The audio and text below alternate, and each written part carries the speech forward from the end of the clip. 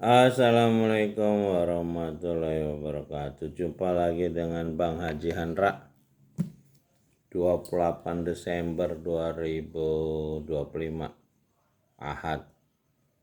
Kita akan minta petunjuk tentang Indonesia Mandiri 2026 sampai 2045.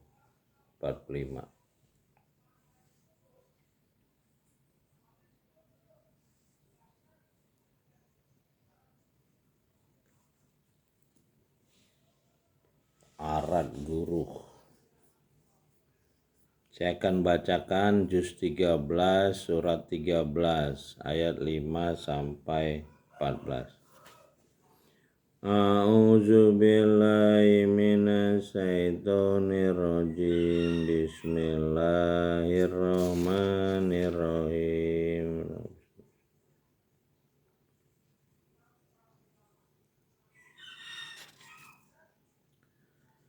Wa in ta'jab fa'ajabun qauluhum a'iza kunna turaban a'inna lafi khalqin jadid ulaika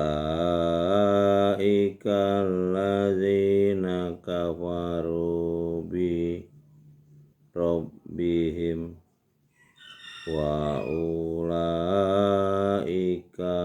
aghlalu fi a'naqihim wa ulaika ashabun nar hum fiha khalidun. Dan jika yang kamu herankan, maka yang patut mengherankan adalah ucapan mereka, apabila kami telah menjadi tanah, apakah kami sungguhnya akan menjadi makhluk yang baru? Orang-orang itulah yang kafir kepada Rob, dan orang-orang itulah dibelenggu lehernya. Mereka itulah bergelombang rendah, mereka kekal di dalamnya. Wa yastajilunaka binisayyiati fa'lal hasanati wa qad qalat min qablihimul masulat wa inna rabbaka lazu maghfiratil lin nasi ala zulmihim wa inna rabbaka lasadidul iqab. Mereka meminta kepadamu supaya disegerakan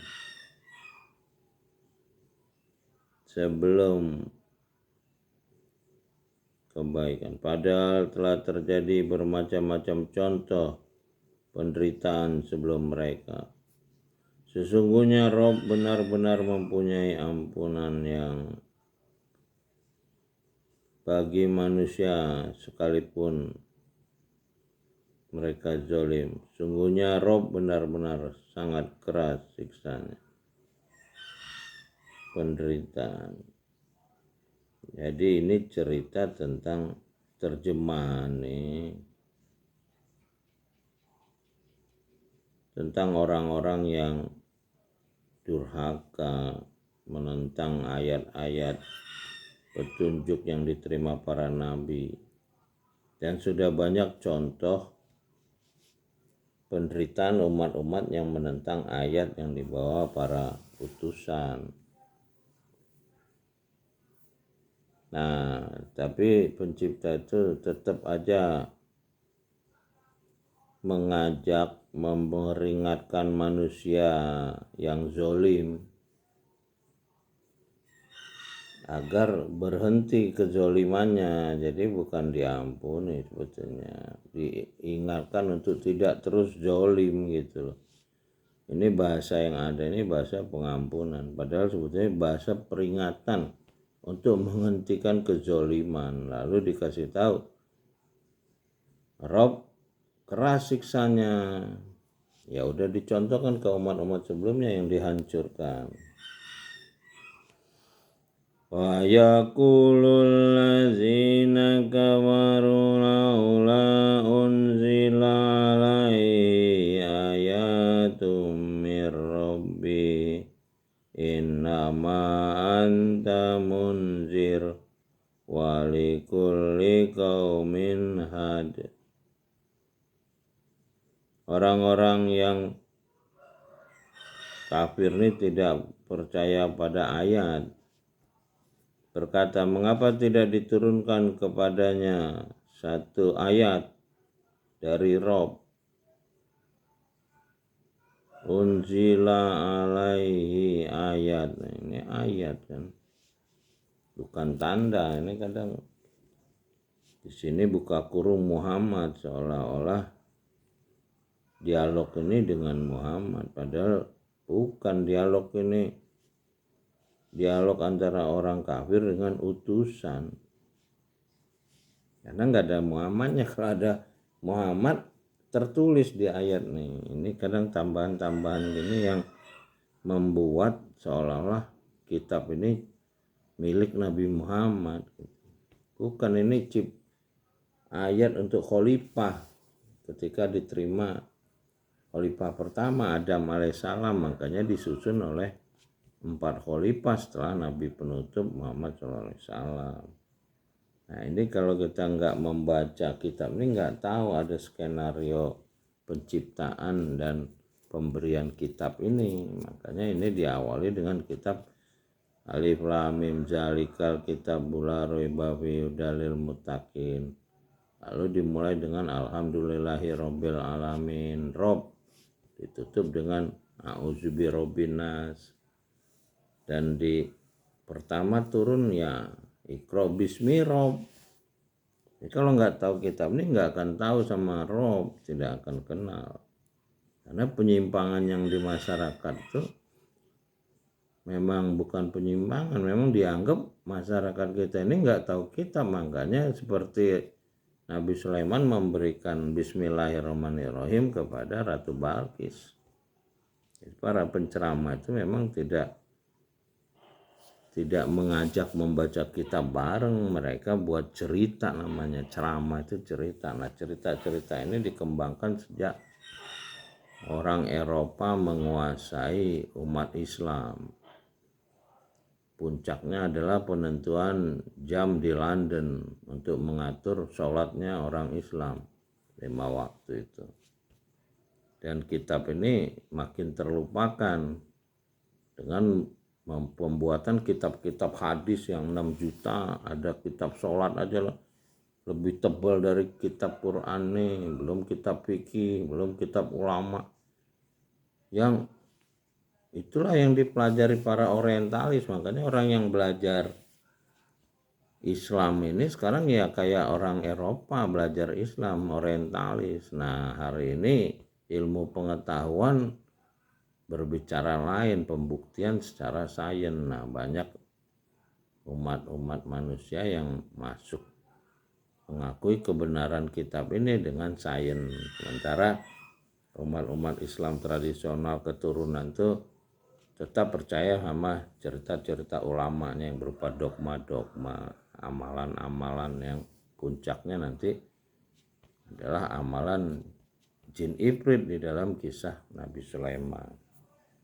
Tapi bukan pengetahuan. Jadi umat Islam yang baru-baru ini adalah umat Islam dengan pengetahuan. Itulah torekoh ilmu yang dulu ada di Eropa, berdampingan dengan torekoh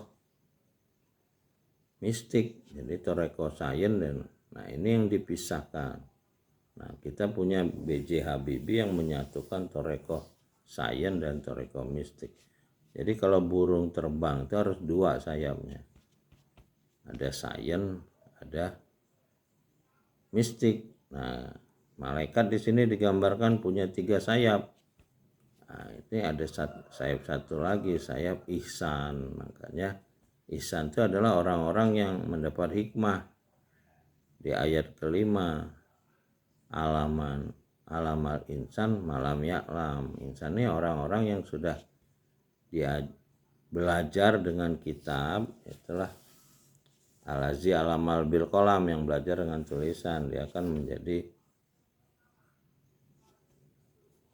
alamal insan malam ya'lam, yang akan mendapat hikmah yang diajari dari pencipta. Itulah B.J. Habibie mendapatkan hukum keretakan pesawat HBB 1, HBB 2. Itu contoh di akhir zaman nih. Ya, saya rasa petunjuk ini sampai sini aja dulu, bisa dibaca sendiri dari ayat 5 sampai 14. Jadi kita akan, umat Islam ini sekarang ini bergelombang orang-orang sains masuk Islam. Jadi torekoh sains Islam bangkit kembali, dimulai dengan B.J. Habibie sebagai manusia paling cerdas di dunia abad 21 yang berasal dari Indonesia. Bapaknya orang Sulawesi, ibunya orang Jogja. Jogja ini adalah Kesultanan Islam terakhir akhir zaman ini. Makanya namanya masih Sultan Hamengkubuwono 10 sekarang, dan dia menunjukkan ada bendera kalimat tauhid la ilaha illallah. Ya, mudah-mudahan kita semua selamat dengan negara samudra. Kita ini negara yang berada di jantung 7 samudra.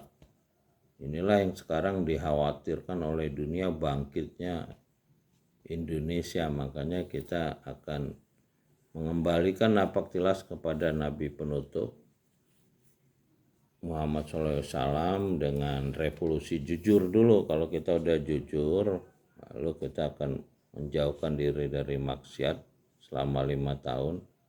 Barulah ketemu kitab ini, Iqra, karena kitab ini dijaga. Tidak bisa disentuh oleh orang-orang yang senang berbuat dosa. Itu orang munafik namanya, yang hari ini kata Ustadz Yahya Waloni 100% umat Islam Indonesia ini munafik.